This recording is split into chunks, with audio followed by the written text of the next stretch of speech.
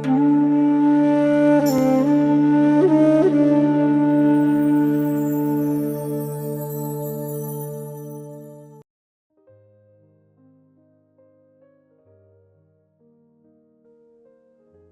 काली जी। आप सबका स्वागत है आज के इस सत्संग में। आध्यात्मिकता और महिला सशक्तिकरण एक दूसरे के साथ जुड़े हुए हैं। जब महिलाएं आध्यात्मिकता की ओर बढ़ती हैं और वे अपने जीवन में एक नई दिशा और उद्देश्य की अनुभूति करती हैं, आध्यात्मिकता महिलाओं के आत्म जागरूकता, आत्मविश्वास और आत्मसम्मान की भावना प्रदान करती है, जो उन्हें अपने जीवन में सकारात्मक परिवर्तन लाने में मदद करता है। महिला सशक्तिकरण के लिए आध्यात्मिकता एक महत्वपूर्ण भूमिका निभा सकती है, क्योंकि ये महिलाओं को अपने अधिकारों और जिम्मेदारियों के प्रति जागरूक भी करती है। आध्यात्मिकता महिलाओं को अपने जीवन में संतुलन और शांति की अनुभूति कराती है, जो उन्हें अपने लक्ष्यों को प्राप्त करने में मदद करती है। आध्यात्मिकता और महिला सशक्तिकरण के माध्यम से हम महिलाओं को उनके जीवन में सकारात्मक परिवर्तन लाने और समाज में एक नई दिशा देने में मदद कर सकते हैं। यह हमें एक बेहतर समाज बनाने में मदद कर सकता है, जहां महिलाएं अपने अधिकारों और जिम्मेदारियों के प्रति जागरूक हो अपने जीवन में सकारात्मक परिवर्तन ला सकते हैं। तो आइए इस बारे में हम गुरु जी से और जानते हैं कि हम अपने को कैसे आध्यात्मिक सशक्तिकरण करके आगे बढ़ सकते हैं। गुरु जी। ओम काली जी। गुरु पूर्णिमा के दिन हमने जो पूजा करी उसमें 108 नाम हमने माँ काली के लिए, फिर 108 नाम शिव भगवान के लिए उनको फूल अर्पण करे, और फिर हनुमान जी, तीनों को अपना गुरु मान के गुरु पूर्णिमा के दिन हमने उनकी पूजा करी।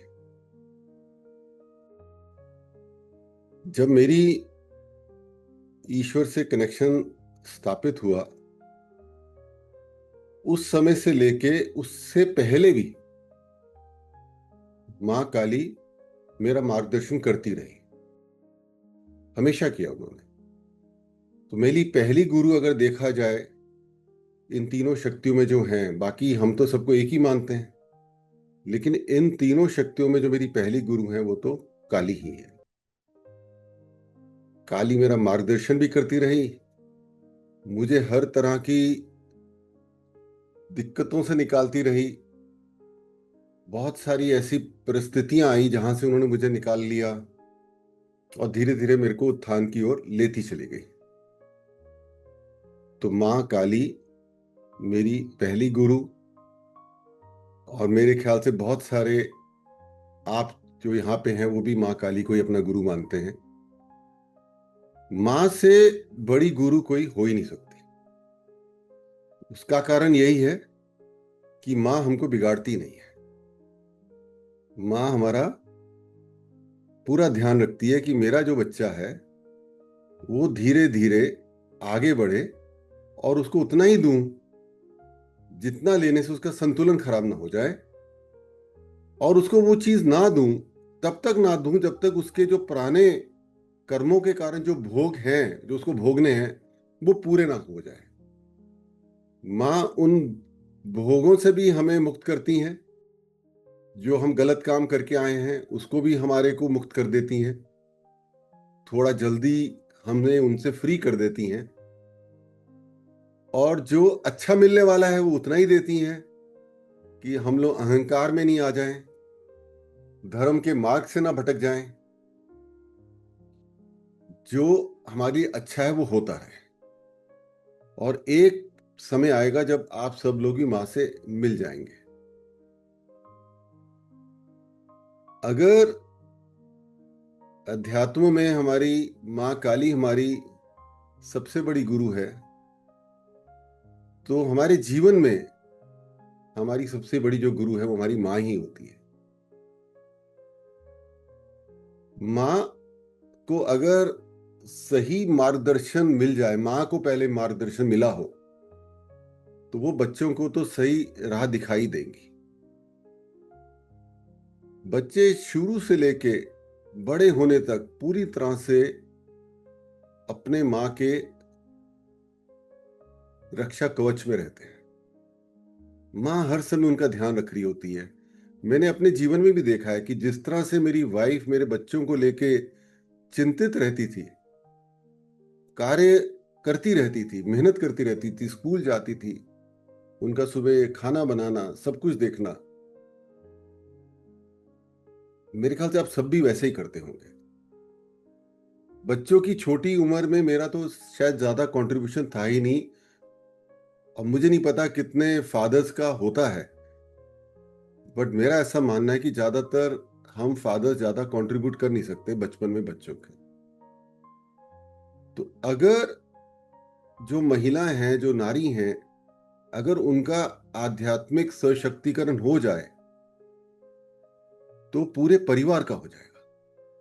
जब परिवार का हो जाएगा तो समाज का हो जाएगा, और समाज का हो जाएगा तो इस देश का हो जाएगा, इस विश्व का हो जाएगा।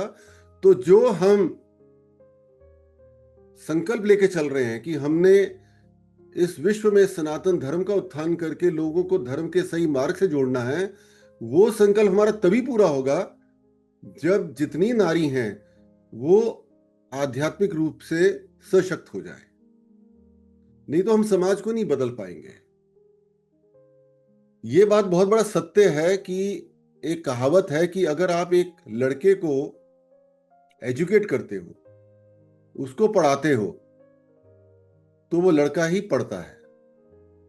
लेकिन अगर आप एक लड़की को पढ़ाते हो तो आप पूरे परिवार को पढ़ा देते हो, पूरे परिवार को शिक्षित कर देते हो। क्योंकि जो नारी है उसकी जो रचना ही हुई है, इतने सुंदर तरीके से हुई है, वो पूरे परिवार को अपने साथ लेके चलती है। तो जो नारी है उनके अंदर जो महालक्ष्मी प्रिंसिपल है, जो हमारी सुषुम्ना नाड़ी पर विराजमान है, वो बचपन से ही कार्यान्वित है। महालक्ष्मी प्रिंसिपल हो गया मदरली क्वालिटीज, मातृत्व की भावना, अपने बच्चों का ध्यान रखना, अपने पति का ध्यान रखना, अपने माता पिता का ध्यान रखना, अपने घर को अच्छा रखना, सबके लिए एक अच्छे से अरेंजमेंट करना कि किसी को भी दिक्कत ना हो। ये सब जो नारी हैं उनके अंदर पहले से ही विराजमान है, ये सारे गुण जो माँ के हैं। हम आदमी लोगों को डेवलप करने पड़ते हैं। साधना के माध्यम से आदमी लोगों में डेवलप हो जाते हैं, बट जो चीज पहले से है वो तो अलग ही शक्ति है ना फिर। तो आज का जो मेरा टॉपिक है वो ये है कि नारी सशक्तिकरण का महत्व क्या है, और ये जरूरी क्यों है, और इसको हम कैसे करें। क्या चीज महिलाओं को रोक रही है अध्यात्म में आगे बढ़ने के लिए, क्या चीज उनकी सोच को सीमित कर रही है, वो क्यों नहीं समझ पा रही हैं कि आध्यात्मिक रूप से सशक्त होके तो वो पूरे के पूरे परिवार के लिए जो करना चाहती हैं वो तो और सुंदर तरीके से कर देंगी, और समाज को बदलने की शक्ति भी उनके पास ही है। तो हमको आप सबकी मदद भी चाहिए, आपकी जरूरत है हमें आप सबकी। आप सबकी सहायता के बगैर हम कर ही नहीं पाएंगे सब काम। ये बात मुझे बहुत पहले समझ में आ गई थी, इसलिए शिव काली बोध में हमेशा ही बोलता हूं कि ये जो संस्था है ये नारी प्रधान संस्था बनेगी, हमेशा ही, आगे चल के भी और अभी भी है। ये जो विचार मेरे अंदर कहां से आया मुझे पता नहीं, या तो मां ने ही दिया। मां को पता है कि क्या सही है, तो मां को पता है कि अगर समाज को बदलना है तो नारी ही कर पाएगी ये कार्य। आदमी लोगों ने तो इस पूरी सृष्टि का नाश कर दिया। हम आदमी लोगों ने इस सृष्टि का नाश कर दिया, अपने अहंकार में फंस के, अपने लालच में फंस के, अपने भोगों में फंस के। विचित्र प्राणी है हम आदमी लोग। ना गुस्सा हमसे कंट्रोल होता है, ना हमारी जो भोगों की जो इच्छाएं हैं वो कम होती हैं। लेकिन जो मर्द प्रधान समाज है, उसने नारियों को ऐसे दबा के रखा कि वो आगे नहीं बढ़ पाई। और फिर वो चीजें उनकी जो चित्त में ऐसे बैठ गई वृत्ति बन के कि उनको लगता है कि हमें ईश्वर से मिलकर करना क्या है, हमारा तो जन्म ही बस परिवार के लिए हुआ है, वो उतना ही देख लेते हैं। छोटी छोटी चीजों में उनको ऐसा मजा आ रहा होता है कि वो उसी में प्रसन्न रहती हैं। उनको चाहे ये बात समझ नहीं आती कि जब तक आप ईश्वर मिलने के मार्ग पे आगे नहीं बढ़ोगे तो जो आपकी परिवार की प्रॉब्लम्स है वो कैसे उससे मुक्ति पाओगे। आपके सामने आपके बच्चे अगर बिगड़ रहे हैं उनको कैसे आप सुधारोगे, क्योंकि वो पावर तो आपके पास है ना। आप बस उस पावर को पूरी तरह से इस्तेमाल ही नहीं कर रहे। तो क्यों नहीं कर रहे?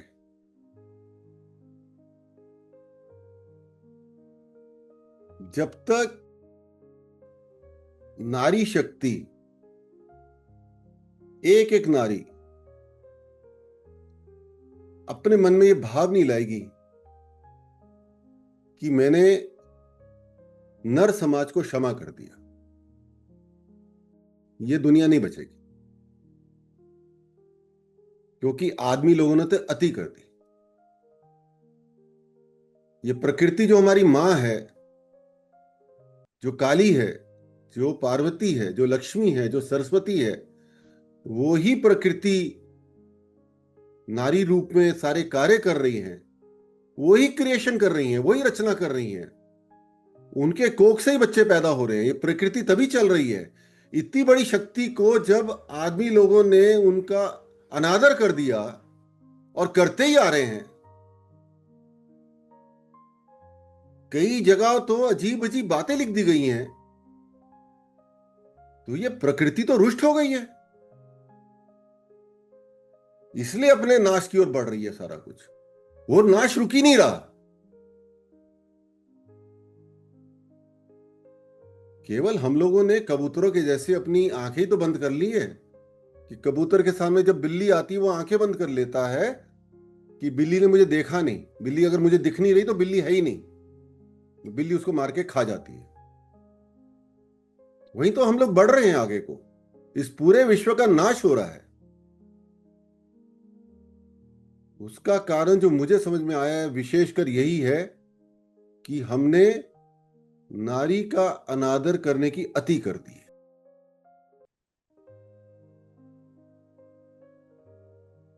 पूरी की पूरी प्रकृति रुष्ट है हमारे से। ये अलग बात है कि जब बुरा होगा और जो हो रहा है उस समय भी नारी ही सबसे ज्यादा सफर करती है, सबसे ज्यादा दुखी होती है। जब बच्चों का नाश होता है, परिवार का नाश होता है, जो हो रहा है विश्व भर में।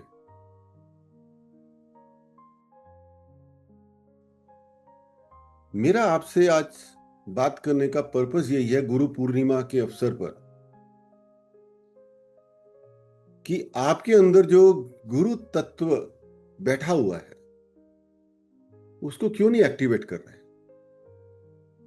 कौन सी चीज आपको रोक रही है? वो आपकी एक पुरानी सोच जो बचपन से मिल गई है वही तो रोक रही है।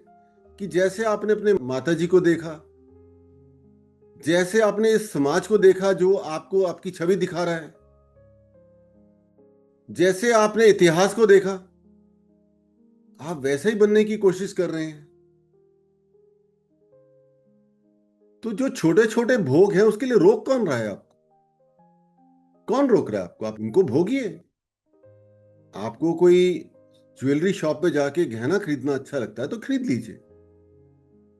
आपको अच्छा मकान चाहिए तो बना लीजिए।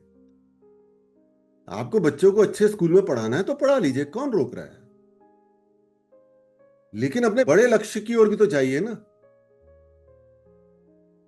नहीं तो जो दुर्दशा होगी समाज की, तो हम भी तो उसी समाज के हिस्से हैं, हमें भी तो उसका सामना करना पड़ेगा ना। तो आप जो महिलाएं हैं जिनके ऐसा सौभाग्य है कि उनको हर तरह के सुख सुविधाएं मिली हुई है, परिवार से बहुत सारा फ्रीडम भी मिला हुआ है। आप इस समय को हाथ से जाने मत दें, इसलिए भी कि आपको अपने परिवार को और सुंदर बनाना है, अपने जीवन को भी सुंदर बनाना है, और इसलिए भी कि समाज को आपकी जरूरत है। आपके बगैर ये कार्य नहीं हो पाएगा, इम्पॉसिबल है। आप लोगों को ही आगे आने पड़ेगा, आप ही बदलाव लाओगे। हम लोग तो एक सपोर्ट दे सकते हैं आपको, क्योंकि ये समय मां काली का है, ये समय शक्ति का है, और शक्ति अगर नर में है तो नारी में नर से बहुत ज्यादा है। केवल एक्टिवेटेड ही तो नहीं है, तो क्या रोक रहा है उसको? क्यों रोक रहे हो?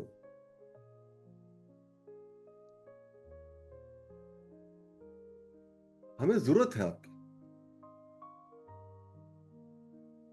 आज जो अर्जुन की जरूरत है, जो मैं बार बार बोलता हूं, वो नारी शक्ति की है, क्योंकि तीर कमान तो चलाना ही नहीं है। हमें तो समाज को प्रेम से बदलना है,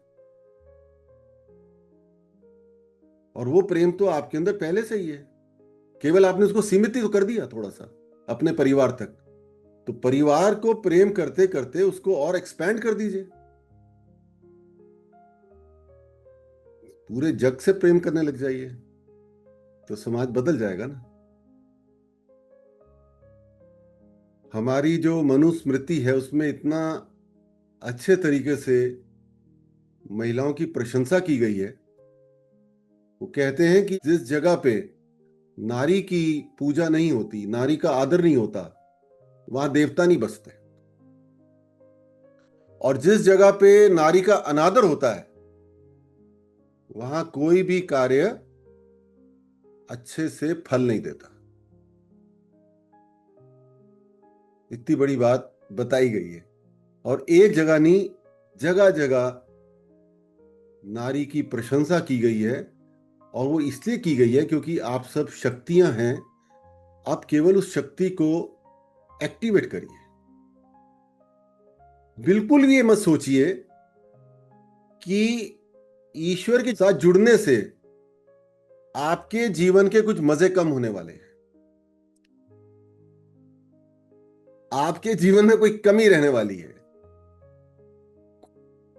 कमी तो दूर की बात है, आपको इतना मिलेगा कि आप संभाल ही नहीं पाओगे, इतना मिलने वाला है। क्योंकि जो भंडार है उससे जुड़ने की तो बात कर रहा हूं मैं, जो सब कुछ देने वाला भंडार है, उसकी चाबी की तो बात कर रहा हूं मैं, कि चाबी ले लो ना, जब मन करे ताला खोल के निकाल लो।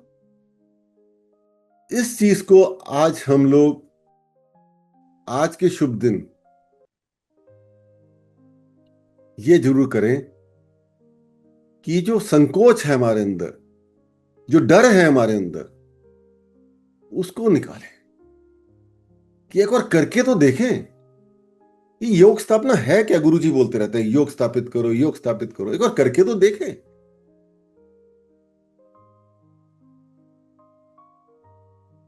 योग स्थापित नहीं भी होगा तो उस मार्ग पे जब आप आगे बढ़ जाओगे तो सब कुछ इतना सुंदर हो जाएगा।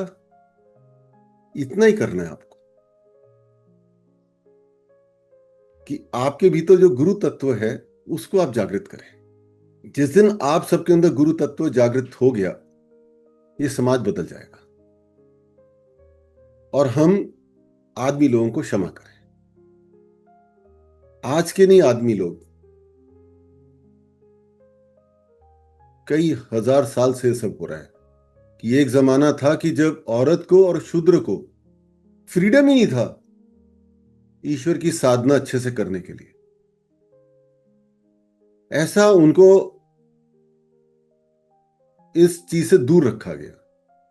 अब समय बदल गया है, समय हमारा ही बदला है,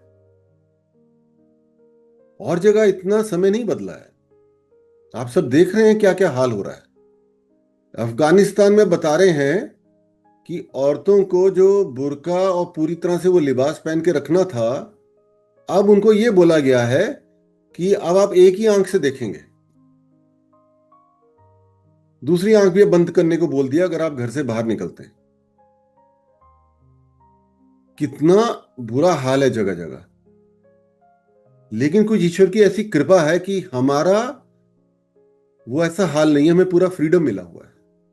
तो उस फ्रीडम को हम कन्वर्ट नहीं करते कंप्लीट फ्रीडम में, कि जो मुक्ति मिली हमें समाज से, उसको हम पूरी तरह से मुक्त क्यों नहीं हो जाते ईश्वर से जुड़ के। मैं बार बार इस बात को फिर दोहरा रहा हूं कि जब आप मुक्ति की स्थिति में जाएंगे तो आपकी जो सकारात्मक ऊर्जा है वो आपके परिवार की सारी परेशानियां दूर कर देगी। इससे अच्छी तरीके से आप अपनी परिवार का देखरेख नहीं कर सकते, क्योंकि उस समय उस मुक्ति की स्थिति में आपके परिवार की देखरेख आपके साथ ईश्वर भी कर रहे होंगे। ना कोई बीमारी आएगी, ना कोई परेशानी आएगी, ना बच्चे गुमराह होंगे। इस तरह से सोचना है। रंजना जी, आपको लगता है मैं सही बात कह रहा हूं? हाँ जी गुरु जी, बिल्कुल ठीक कह रहे। मेरा तो यही मानना है कि हमारी सोसाइटी में स्पिरिचुअलिटी को, वुमेन्स को जो दिया जाता है उसको समझते ही गलत है। यही सोचते हैं कि ये पूजा पाठ या कीर्तन में जाने लग जाएगी तो घर को नहीं देखेगी, ये भी करेगी। पर स्पिरिचुअलिटी वाइडर टर्म्स में लेडीज करें तो वो पूरी अपनी फैमिली को आगे बढ़ा सकती है। मेरा तो प्रैक्टिकल एक्सपीरियंस है घर का। नाइस। तो मुझे आज ये बताएं, इसको हम बात को आगे बढ़ाने से पहले पलक बताए कि महिलाओं को क्या चीज रोक रही है, क्या डर है उनके अंदर आगे बढ़ने से। पलक, आप हमें बताएंगे? जी गुरुजी। गुरुजी, मुझे ऐसा लगता है कि हमने अपनी फ्रॉम चाइल्डहुड हमने हमेशा हमें बोला नहीं गया, but back of our mind unconsciously हमने अपने जब मदर्स को देखा है तो mothers have always deprioritize themselves, सबकी केयर और नर्चर करती हैं, बट जहाँ पे खुद को नर्चरिंग की जरूरत है वो नहीं करती हैं। तो अगर हम स्पिरिचुअल रास्ता लेते हैं, स्पिरिचुअलिटी में आगे जाते हैं, तो हम अपनी इमोशनल और ब्लिस में होंगे। We will be able to nurture more. But हम लोगों को ये टीचिंग्स नहीं है। मतलब हम लोगों को सब कुछ सिखाया पढ़ाया जाता है, बट रिलीजन भी पढ़ाया जाता है, बट नॉट स्पिरिचुअलिटी। तो आई थिंक सबकॉन्शियसली या अनकॉन्शियसली हमारे माइंड में है कि आपको पहले सबको देखना है, सारे घर के काम, मतलब सब कुछ देखना है, बस खुद को डीप्रायोरिटाइज करना है। तो मुझे लगता है कि दिस इज द थिंग जो हमें रोकती है। हमें बाकी चीजें ज्यादा प्रायोरिटी देते हैं, जबकि हमें अपनी स्पिरिचुअल वेलबींग को प्रायोरिटी देना है, जिससे हम और अच्छे से फैमिली को नर्चर कर पाएंगे। और सेकेंडली गुरुजी, आई थिंक कि जो कि कहा गया कि ये बहुत मिथ बना हुआ है कि व्हेनेवर आप भगवान और पाठ पूजा में जाते हो तो आप लोग कहते हैं ना कि जैसे आप तो हिमालय पे चले जाओगे। तो ये भी बहुत बहुत ही ज्यादा मतलब मिथ है, जो कि डेफिनेटली जब हम एसकेबी में आए तो आपने पहले पर्सन ने सबसे पहली बात यही बोली थी कि हमें डिटैच नहीं होना, अनकंडीशनल अटैचमेंट में जाना है, जो कि है मतलब हम विमेन को ये चीज भी स्टॉप करती है। उन्हें लगता है कि अब ये करेंगे तो डिटैच हो जाएंगे, घर बाहर छूट जाएगा। I think so.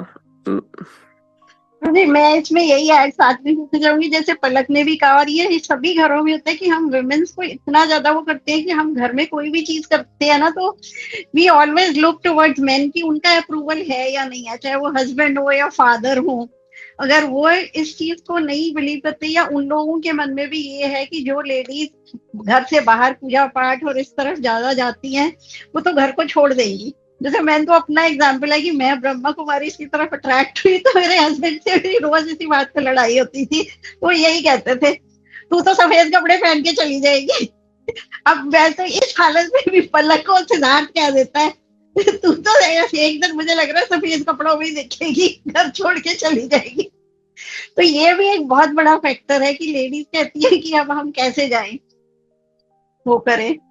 तो हम लोगों ने अपनी थिंकिंग को, अब हम बदलेंगे तो हमारे बच्चे जो हैं इस तरह से नहीं करेंगे। जैसे मैं को अपना पर्सनली फील करती हूँ कि जब मैं इस तरफ लगी थी चाहे मैं साईं बाबा की उसमें शुरू में बहुत वो करती थी, हर थर्सडे में कीर्तन पे अपने रात को फिक्स टाइम था। फिर बच्चों को भी पता चल गया था कि मम्मी ने तो इस वक्त जाना है, तो उसी हिसाब से कर लेते थे। और अनकॉन्शियसली ना चाहते हुए भी मैंने ये देखा था कि जब इनके इम्पोर्टेंट इवेंट्स का रिजल्ट आना होता था कुछ है, तो बच्चे फटाफट मंदिर से साईं बाबा की फोटो ले आते थे कि हम भी प्रे कर लेते हैं। तो ये बच्चों में धीरे धीरे अपने आप आ जाती है चीजें। तो मेरा ये ऐसा देखना है। वेरी नाइस, बिल्कुल सही कह रहे हैं आप।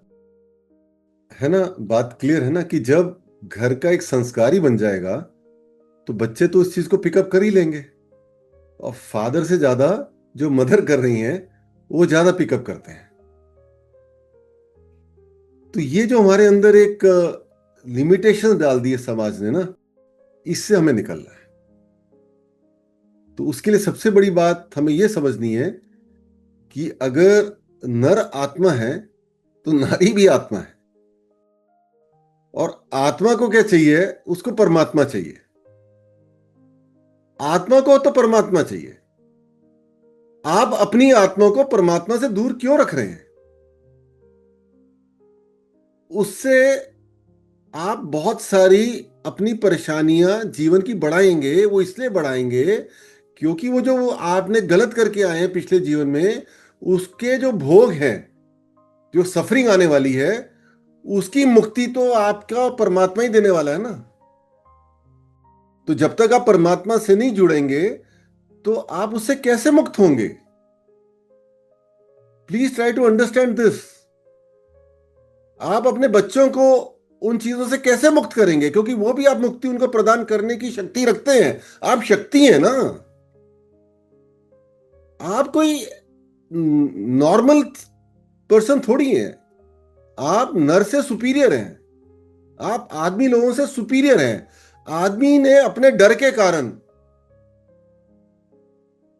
हजारों सालों से आप लोगों को बोल बोल के, मेंटली बोल बोल के कम कर रहा है। इतना जबरदस्त गेम चल रहा है। आप लोग तो उस गेम को देखो ना।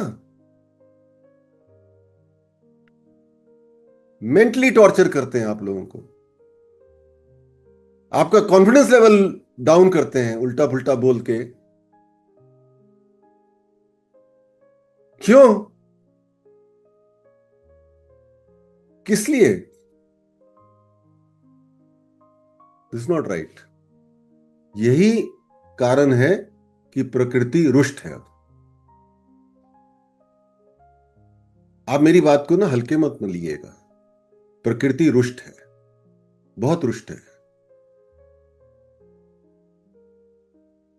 बहुत बुरा समय आ जाएगा अगर नारी शक्ति माफ नहीं करेगी। हो सकता है इस जीवन में आपके साथ कुछ गलत नहीं हुआ हो, और हो सकता है पिछले जन्म में आप भी नर रहे हो, उस स्वरूप में आपने भी गलतियां करी हो। लेकिन आज हम लोगों को आपकी जरूरत है कि आप हमें क्षमा करें, और वो तभी होगा जब आप ईश्वर से जुड़ के दिल से वो भावना आएगी कि मैंने क्षमा किया, मुझे फर्क नहीं पड़ता क्योंकि मैं परमात्मा से जुड़ गई। क्योंकि अगर मैंने ये सब सफरिंग नहीं देखी होती तो मैं इस मार्ग पे नहीं आती। ये सबसे बड़ी हमारे अंदर अवेकनिंग आती है कि बिना सफरिंग के हम लोग ईश्वर के मार्ग पे बढ़ते ही नहीं है। तो जो भी आपने सफर किया, या मैंने भी किया अपने पिछले जन्म में, मैं भी एक नारी रहा हूंगा, तब मैंने भी सफर किया होगा। तो उस सफरिंग के कारण आज मुझे ईश्वर प्राप्ति हो गई।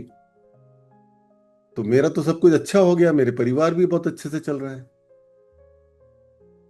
तो आप जो चाहते हैं वो सब मिल जाएगा आपको, बस अपनी लिमिटेशंस को दूर करिए। मैं आपको एक और बड़ी इंटरेस्टिंग बात बताता हूं। मैं ना बहुत टाइम से सबको बोलता था कि ऑरा का क्या महत्व है, ऑरा का क्या इंपॉर्टेंस है। जो एयर क्रैश हुआ था गुजरात में, तो मैंने इनको बड़े टाइम से बोलता था कि वो जो क्रैश हुआ है उसमें अगर हम सभी लोगों के फोटो इकट्ठे कर लेंगे जो बेचारों की मृत्यु हो गई इस क्रैश में, तो एक बड़ी कॉमन चीज हमें दिखेगी कि उन सबका ऑरा बहुत कम होगा। और अगर हम लोग जो लोग बच गए हैं उनका ऑरा चेक करेंगे तो देखेंगे ऑरा बहुत ज्यादा है। ये बात इसलिए बता रहा हूं कि आज के टॉपिक से इसका भी रेलेवेंस है। तो मीना जी ने बड़ी मेहनत करके 40 लोगों की फोटो इकट्ठी करी और कल रात को हमने बैठ के सबके ऑरा चेक किए। तो हमारी जो स्टडी ये निकल के आई कि उनमें से सभी लोगों का ऑरा 25 सेंटीमीटर से 30 सेंटीमीटर तक ही था बस। मैं और नंदिनी जी जब अपने अपने स्कैनर के साथ चेक कर रहे थे तो ज्यादा हम मूवमेंट ही नहीं कर रहे थे, बस वो फोटो को लैपटॉप में खोल रखा था, बस उसको हम टच करते थे और स्कैनर के इलेक्ट्रोड से और एक कदम पीछे लेते थे वो खुल जाता था। और जो वो लड़का था जो बच गया उसका ऑरा 7.7 मीटर्स था और एक जो महिला थी जिसकी शायद फ्लाइट मिस हो गई उसका 10 मीटर था ऑरा। तो आप मेरी बात का एक बार समझिए कि अगर आप साधना अच्छे से करते हैं, आप ईश्वर से जुड़ने के मार्ग पे चलते हैं और आपका ऑरा बढ़ जाता है, अपनी पूरे परिवार को आप सुरक्षित कर सकते हैं। आपको क्लैरिटी हो मेरी बात की? ये जो एम्पावरमेंट है आपकी उससे पीछे मत हटिए, बिकॉज जो आप करना चाह रहे हैं अपने परिवार के लिए वो आप और अच्छे तरीके से कर सकेंगे, क्योंकि जो इनविजिबल पावर्स हैं वो आपके साथ जुड़ जाएंगी। जो इनविजिबल पावर्स है वो तो बहुत ही पावरफुल है ना। जो शक्तियां हमें दिख नहीं रही वो तो बहुत शक्तिशाली हैं। वो आपको पूरी तरह से सुरक्षित कर देंगी, आपके बच्चों को सुरक्षित कर देंगी।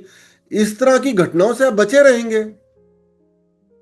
उसके लिए थोड़े से अपने थॉट प्रोसेस को चेंज ही तो करना है, अपनी लिमिटेशन से थोड़ा सा बाहर ही तो निकलना है। जो छोटी छोटी चीजें आपको अच्छी लगती हैं वो करते रहिए, लेकिन एक बड़े लक्ष्य की ओर भी चलिए ना। बस मैं यही कहना चाहता हूं, दैट इज ऑल। जिस जिस महिला ने इस बात को पकड़ लिया कि नहीं मुझे ईश्वर से जुड़ना है, मुझे डरना नहीं है क्योंकि ये तो मेरा सशक्तिकरण का मार्ग है, मैं अपने पूरे परिवार को अच्छे से सुरक्षित कर दूंगी, तो वो महिला को ऑटोमेटिकली ईश्वर अपने साथ से जोड़ लेंगे। जैसी आपके अंदर संकोच आता है, जैसी भय आता है, जैसी कोई डाउट आते हैं, जैसी आप किसी कंफ्यूजन में आ जाते हैं, तो वो डिवाइन पावर पीछे हट जाती है। क्योंकि उस डिवाइन पावर को समर्पण चाहिए ना, उसकी प्री कंडीशन है। मां को समर्पण चाहिए। मां कह रही है कि मेरे मुझ पे विश्वास करके समर्पित तो हो, बाकी तो मैं देख ही लूंगी। तो इस ऑरा की स्टडी से क्लैरिटी ये हो रही है कि जो परिवार अपने बच्चों को साधना के मार्ग पे नहीं ला रहे हैं, जो उनको वो संस्कार नहीं दे रहे हैं, वो बहुत बड़ी नाइंसाफी कर रहे हैं। उन बच्चों को पता ही नहीं चला क्यों मृत्यु हो गई उनकी, बस चले गए, क्योंकि ईश्वर मुखी बन ही नहीं पाए, वो संस्कार ही नहीं मिल पाए घर से, नहीं तो बच जाते। और जो अभी पलक ने बोला कि जो महिलाएं हैं वो अपनी पूरी एनर्जी अपने परिवार में लगा देती है क्योंकि उनको ऐसा बताया गया है, उस तरह से कंडीशन कर दिया है। तो इतनी महिला मेरे पास आती हैं जो 50-55 की एज ग्रुप में है, उनको नीज की प्रॉब्लम है, उनको डायबिटीज है, उनको सीरियस सीरियस एलिमेंट्स हैं, इतनी जल्दी बुढ़ापा आ गया। ये तो समय साधना को और अच्छे से आगे बढ़ाने का था, तो अब साधना कब करोगे? है ना? तो हम 2 मिनट के लिए दिन में कभी इस बात पे चिंतन करें कि हम लोगों ने अपने आप को एक पिंजरे में क्यों बंद कर रखा है। इस पिंजरे में मिल क्या रहा है हमारे को? उस पिंजरे से निकलने के बाद ही आनंद है ना। और उस पिंजरे की आप सुरक्षा भी कर लेगी, जब मन करेगा आके बैठ जाना उसके अंदर, अगर इतना ही अच्छा लगता है तो don't let that cage be your life. मैं बस ये कहना चाह रहा हूं, इंपॉर्टेंट बात यह है कि हम साधक लोग भागने नहीं वाले। हम ना अपनी जिम्मेदारियों से भागेंगे, ना परिवार से भागेंगे, क्योंकि आनंद तो परिवार में ही है ना, फिर और है क्या। हमारा बच्चा जब स्कूल में आके बताता है कि उसको प्राइज मिला, कितनी खुशी मिलती है। वही बच्चा जब बड़े होके अच्छी नौकरी करेगा और हमें पता चलेगा मेरा बच्चा अच्छी नौकरी कर रहा है, कितनी खुशी मिलेगी। लास्ट संडे को हम लोग पूट आश्रम जा रहे थे, नरेंद्र भाई मेरे साथ थे, नन्नी जी भी थी। मेरे बेटे का फोन आया, उससे पहले मेरी वाइफ का फोन आया कि मेरे बेटे का सीए का रिजल्ट आ गया। और वो फोन पे बहुत एक्साइटेड थी और मैं गाड़ी में ही रोने लग गया,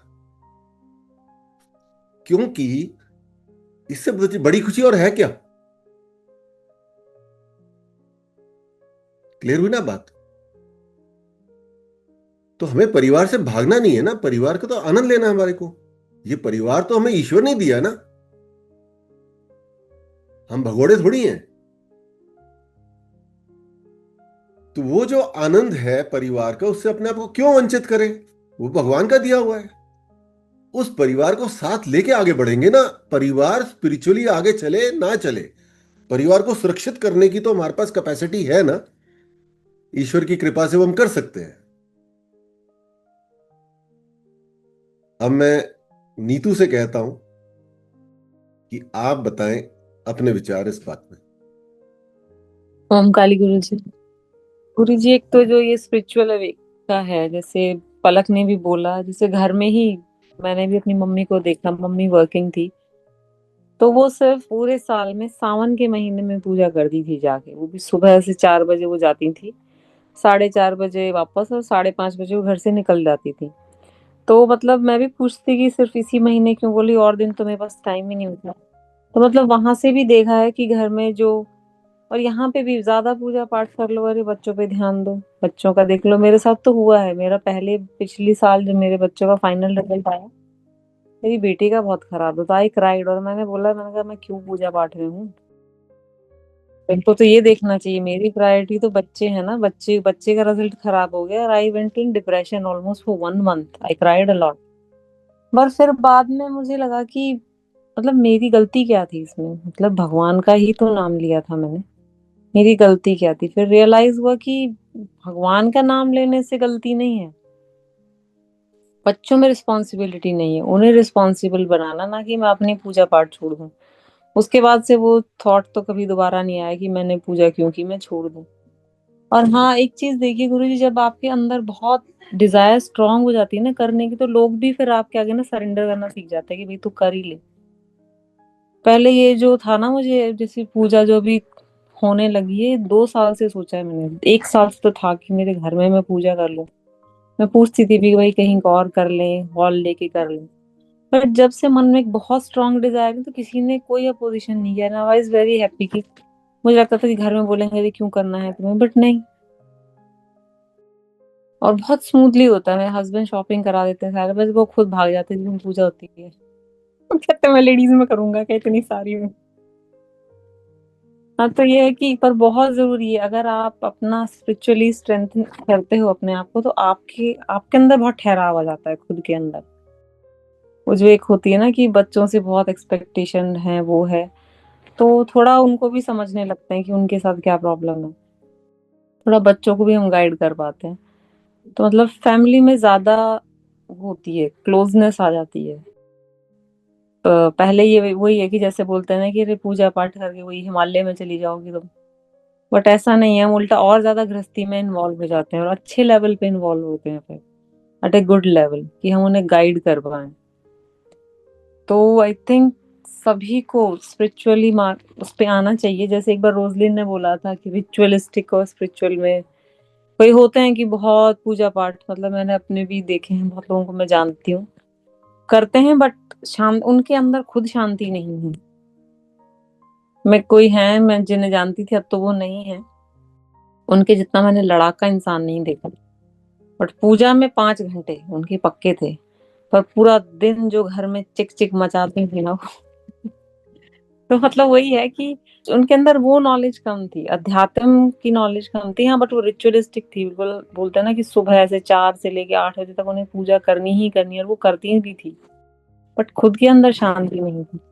तो ये भी जानना बहुत जरूरी है। और आई थिंक जब आप स्पिरिचुअलिटी में आते हैं तो सबसे पहले आप अपने आप को जानते हैं कि आप हैं कौन, उस चीज का ज्ञान आने लगता है। और जब उस चीज का ज्ञान आता है तो ठहराव आता है आपके अंदर, थोड़ा आप रुकने लगते हैं कि हाँ, और थोड़ा बर्डन कम लेते हैं। जिम्मेदारियां तो हैं बट वही अटैचमेंट भी है, बट डिटैच भी हो जाते हैं उससे कि हाँ हमारी है, बट बिल्कुल उसी चीज के पीछे नहीं फिर।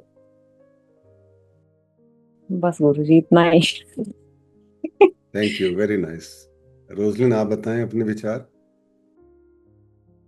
जी ओमकाली गुरु जी, तो जब मीना जी का इनवाइट देखा मैंने और मैंने ऊपर स्क्रॉल किया टॉपिक क्या है आज, तो जब टॉपिक देखा तो मुझे लगा मैं नहीं करूंगी ये अटेंड ये आज का, because this topic is so so so close to my heart.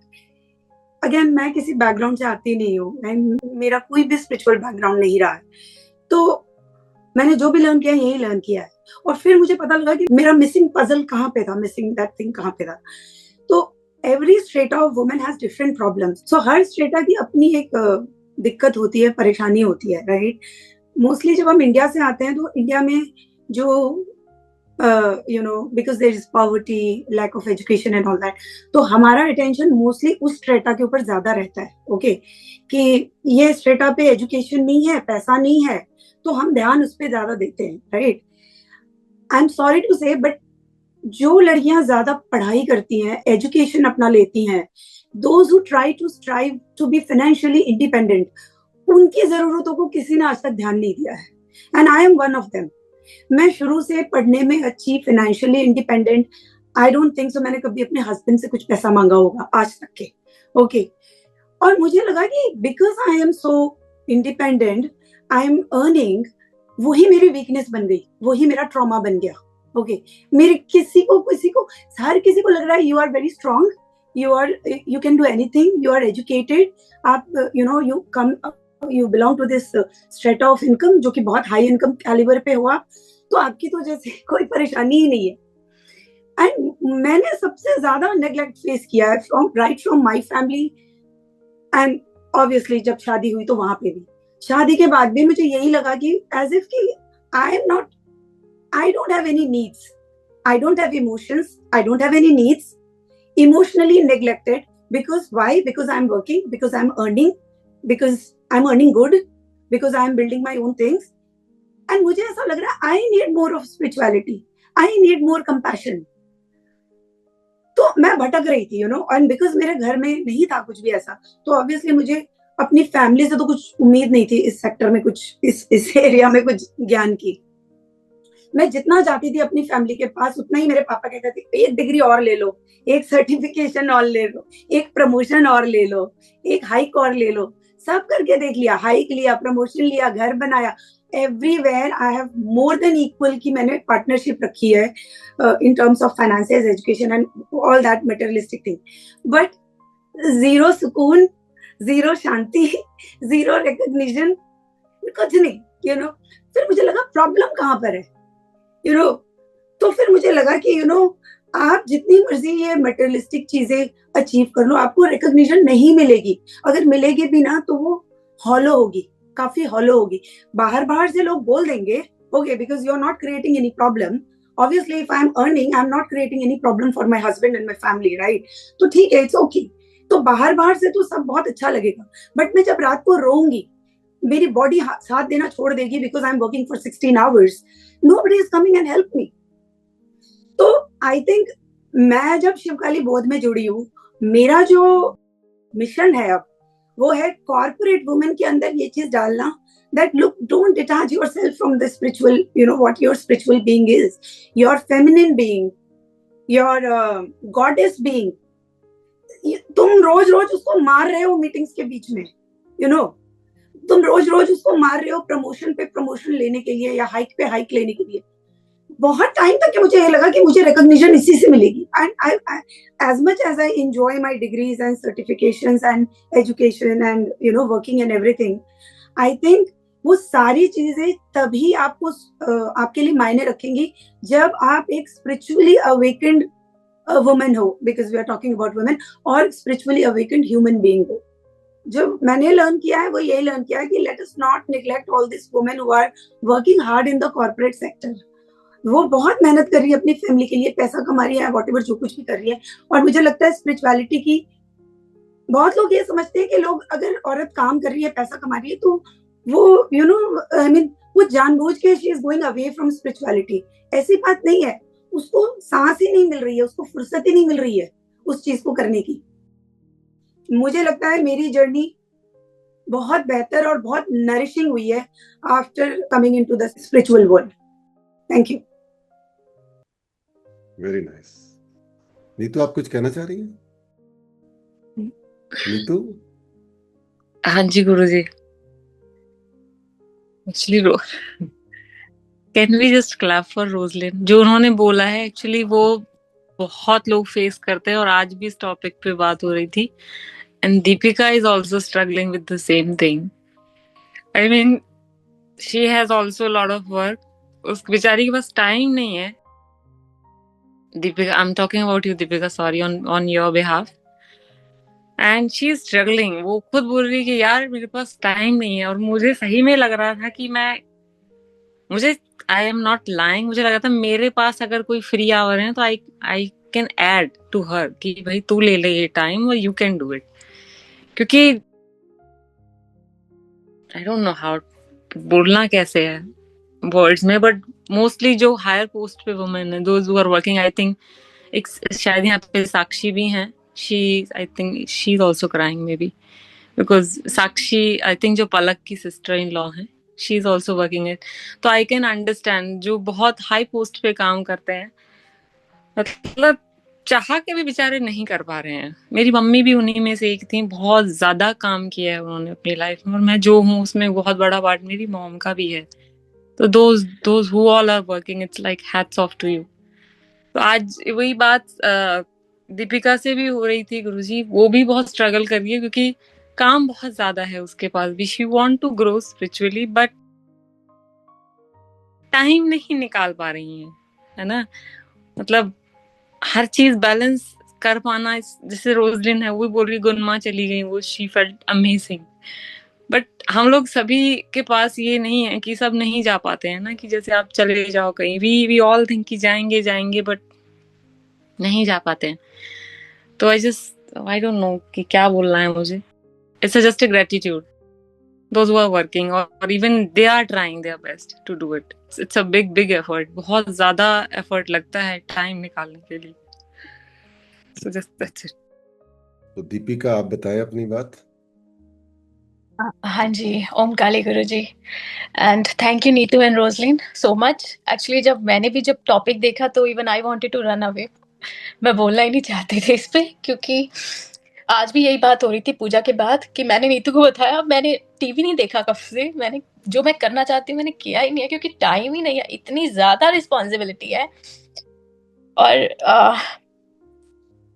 मैंने जो शिवकाली बोध में जो चीज लर्न की वो बहुत अच्छी एक ये बात की है कि हम ना एज अ गर्ल अपने आप को सबसे एंड पे रखती हैं।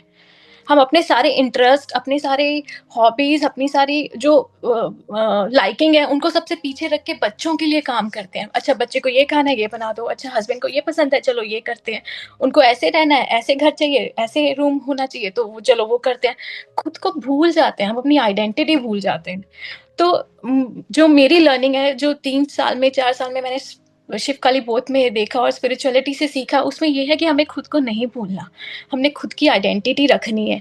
We need to have our own interest, our area, our space होना चाहिए जरूर। सबसे पहले खुद का ख्याल रखो, फिर तुम फैमिली का और अच्छे से ध्यान रख सकते हो। मतलब खुद को अगर हमारे पास, अगर इफ आई नो स्पिरिचुअलिटी तभी तो मैं अपने बच्चों को वो ज्ञान दे पाऊंगी। अगर मेरे पास लव है, if I am full of love, then only I can give unconditional love. If I am empty, what will I give them? Nothing. मैं कुछ दे ही नहीं सकती। तो सबसे पहले मुझे खुद को फुलफिल करना है, खुद की डिजायर, खुद के लाइकिंग, खुद को नहीं मारना। और हम लोग ना एज अ गर्ल गिल्ट में बहुत रहते हैं कि ओ बच्चे को कुछ हो गया तो नो मेरी गलती है, मैंने अच्छे से ध्यान नहीं रखा, मैंने खाना नहीं खिलाया, मेरी गलती है कि मैंने टाइमली उसे नहीं दिया, शायद कर देती तो हो जाता। तो मैं तो बहुत गिल्ट में रहती हूँ, बहुत ज्यादा। मुझे लगता है सब कुछ गलत मेरी वजह से ही हो रहा है। जो नाउ आई एम चेंजिंग, ये स्पिरिचुअलिटी में ये सब चीजें अब चेंज कर रही हूँ, मैं कोशिश कर रही हूँ लर्निंग की। और हम लोग अपनी आइडेंटिटी भूल जाते हैं, बस हस्बैंड के पीछे, अच्छा उन्हें पसंद है उनके पीछे पीछे होता है। एंड वही जो अपब्रिंगिंग ऐसी है, मम्मी को देखा है, नानी को देखा है, सबको यही देखा है कि इन्वॉल्व, बस खुद को भूल जाओ, घर में बस हस्बैंड और बच्चे ही हैं प्रायोरिटी। सेल्फ डाउट में बहुत रहते हैं कि कर सकते हैं या नहीं कर सकते। लोग अप्रिशिएट करते भी हैं तो फिर we don't take it, we think कि हाँ चलो हमने कुछ नहीं किया। तो we should need to take that appreciation sometime. We should appreciate for ourselves. As Neetu said, we should clap for ourselves actually, for all the girls जो कुछ भी कर रही है, जो घर से बाहर हैं, घर के अंदर हैं, काम कर रही हैं, for all the girls we should do that actually. Wow, तो ये wonderful. सब है। I think we should also, क्या कहूँ, clap for Deepika. इतने दिल से बात बोली उन्होंने। अभी I just got my driving license and I'm so happy कि wow now I can drive. और बहुत मुश्किल, it's like 1 year मैंने पूरा लगाया उसमें, but finally I got it. Wonderful. तो माँ कृपा, सब माँ काली की वजह से हुआ है। हाँ जी साक्षी, बताएं। आई थिंक गुरुजी सबने बहुत बोला है एंड वेरी रिलेटेबल जो रोजलिन ने बोला, नीतू, दीपिका।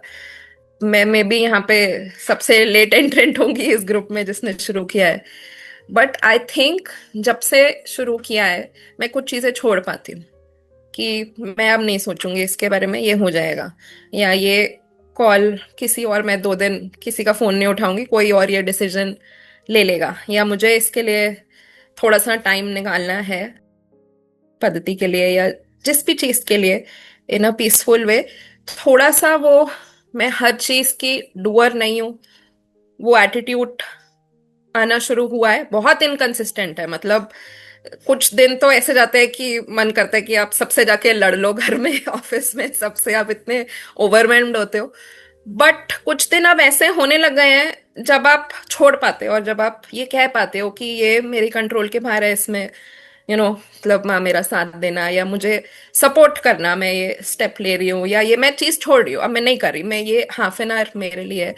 सो आई थिंक जितना थोड़ा बहुत करना शुरू किया है, आई वुड से कि हेल्प मिली है, एंड वो बड़ी है, मतलब वो कंसिस्टेंसी ओवर टाइम बड़ी है। अभी भी कहूंगी कि there are good days, bad days, बहुत वॉलेटिलिटी रहती है, एंड वो काफी कचरा काम से ही आता है कि good day bad day at work, but offload करना थोड़ा सा इजी हो रहा है अब। सो आई वुड से कि बहुत छोटा टाइम है, बट पद्धति करने से, जल क्रिया करने से हेल्प मिल रही है to manage it somehow. Wonderful, thank you very much. हाँ जी शिवानी। ओम काली गुरु जी, ओम काली सबको। जैसे सबने बोला, तो हम लेडीज का तो वैसे रिलेट करती है ये सारी चीजें। जब मैंने शुरू किया था उस टाइम तो मेरा भी मतलब ये था कि थिंकिंग प्रोसेस तो बहुत ज्यादा, और स्ट्रेस की चीजों के बारे में बहुत ज्यादा सोचना। इवन मेरे सोचने से तो उनमें कुछ भी फर्क नहीं पड़ा ना ही होगा जिंदगी में।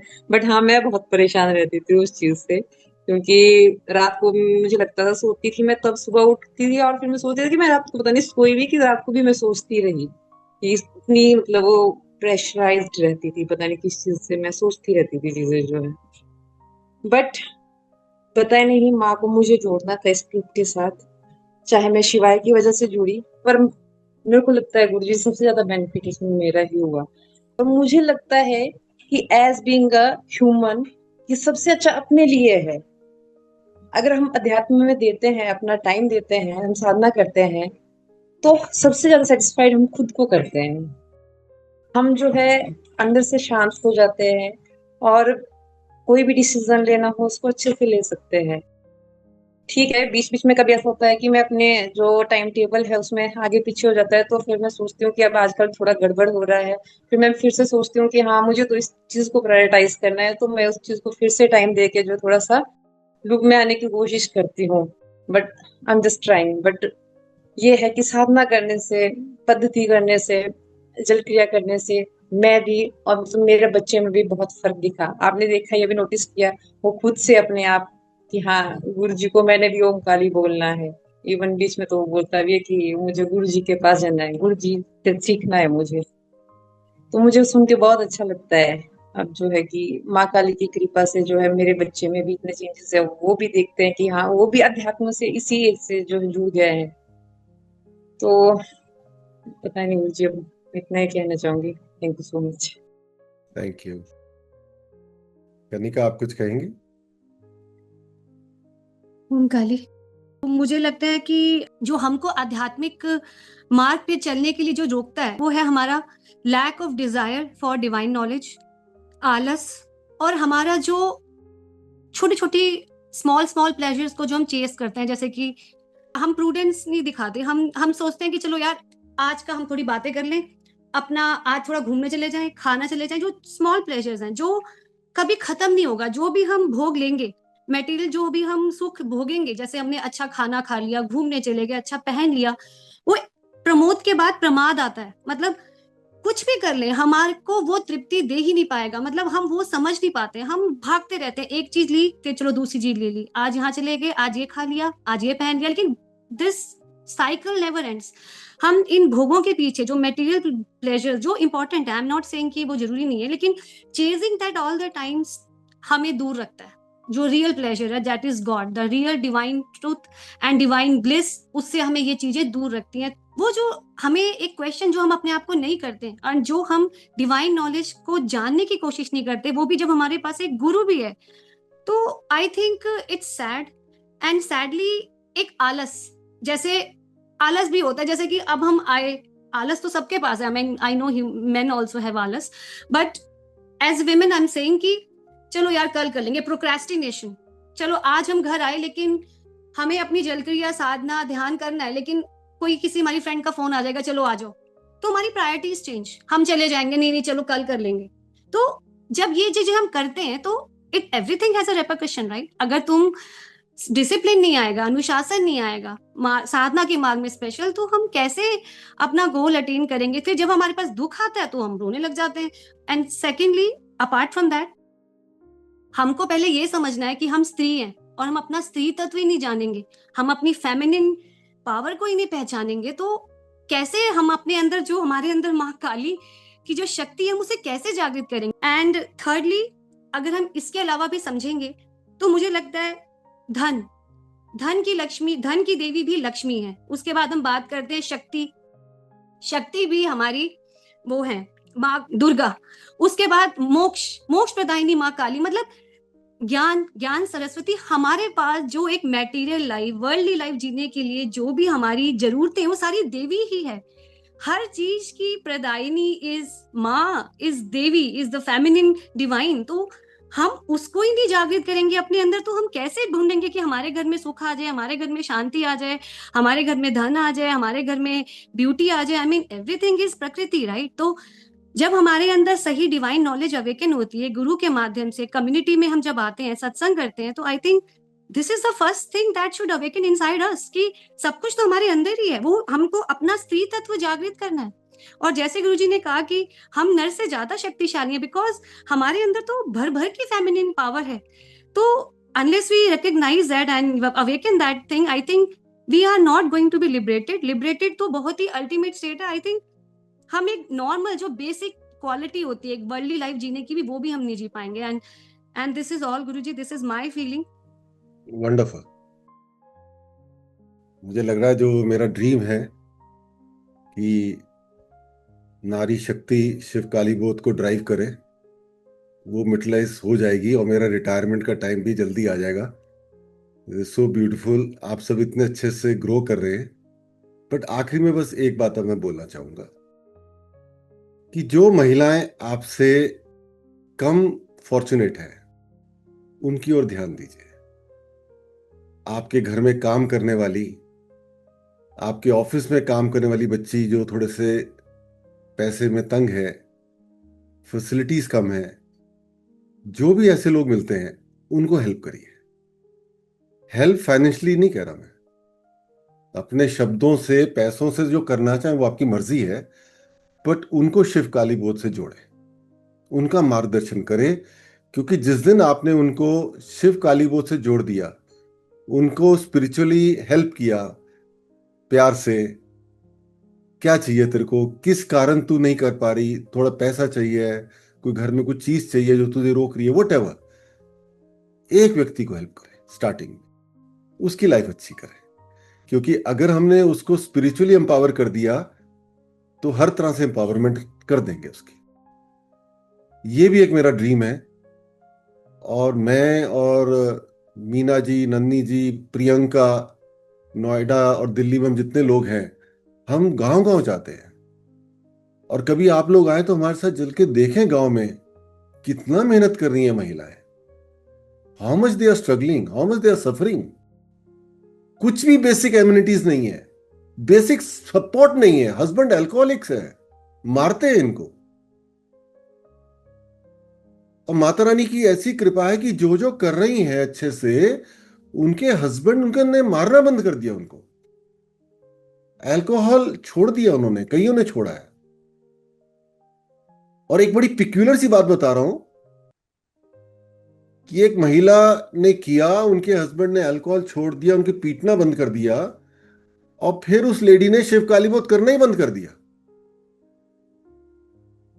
और वो हस्बैंड आके मुझसे कंप्लेन कर रहा है कि गुरुजी देखो ये नहीं करती। एंड आई आस्क्ड हर, मैंने कहा दिस इज वेरी बैड, ये क्या बात हो गई? जिस कारण से तुम्हें मुक्ति मिली इतनी जिल्लत की जिंदगी से, और तुम खुद आके बोलती हो माता रानी ने मेरी लाइफ बदल दी, अब अपने आलस्य के कारण तुम खुद नहीं कर रही हो। अब बड़े बड़े लोगों को तो हम जबरदस्ती नहीं कर सकते ना। तो आई होप माँ उसको सद्बुद्धि दे, ये संडे की बात है और वो कर ले इस बात को, फिर से वापस उस मार्ग पे आ जाए। क्या करें, अब ऐसे ही है हम। लेकिन मेरी आपसे बस इतनी रिक्वेस्ट है कि आप सब लोग एक एक व्यक्ति को आइडेंटिफाई करें जो गरीब है, जो जरूरतमंद है, उसको आप स्पिरिचुअली सशक्त करें। तो ऐसे एक एक करते करते 4% का हमारा टारगेट है, वहां तक पहुंच जाएंगे। उससे ज्यादा तो होने भी नहीं वाला है, इतना कठिन है ये मार्ग। क्योंकि बिना कृपा के होगा नहीं, और जिन पे कृपा नहीं होगी उनके अपने डिजायर्स के कारण या उनकी अपनी जो भी लिमिटेशंस हैं, तो इस जन्म नहीं होगी, अगले जन्म में हो जाएगी। वो तो चलता ही रहेगा प्रोसेस। नरेंद्र जी और निशा, आप में से कोई कुछ बोलेगा? ओम काली सभी को, ओम काली गुरु जी। तो जब मैंने ये मैसेज देखा तो मुझे लगा कि मुझे भी जुड़ना चाहिए, क्योंकि मेरा जो अनुभव रहा है बहुत अच्छा रहा है। मैंने कनिका से भी अपना एक्सपीरियंस शेयर किया था।